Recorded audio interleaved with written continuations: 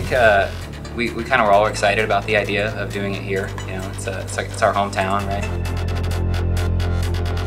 So when I ask people, international friends, what they think of Seattle, you know, right off the top of their head, they're like, oh man, rain.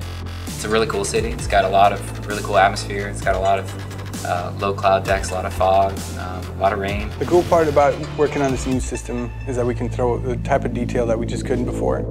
And say, hey, look, we want a bank of puddles here. We're just going to paint some blue verts in here. We can come in here and we can lower the puddle values. We can come here with the tools, and I can start painting in these patches where I want, you know, destruction, fall off, and then kind of for the final awesome bits here, a lot of wetness and puddles just to kind of give it a rained-on feel, like we've kind of been here a while.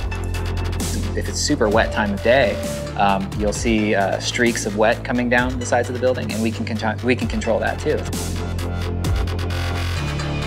You see the sun like hitting a wet street, and it kind of flares out for a second, just like if you're walking down the street and it had just rained, and the sun is coming down the center of a street, right, and it flares out in your eyes.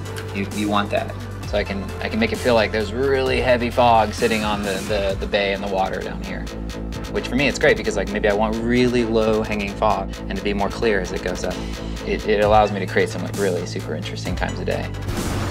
One of the features I'm most excited about is actually that share button, because we're, you know, of course going to use it for cool replays of all the fun physics stuff that happens. You know, you throw a smoke grenade at a tower, it collapses, it squishes like 4 guys, then they get mad, send out a helicopter, the helicopter's shooting at you, it's exploding all these cars. But for me, I'm going to be that boring guy who just has a bunch of gorgeous beauty shots, because the city looks so sharp that I could just see people stopping on top of a building and just kind of doing a little 10-second pan, just looking around and taking it all in.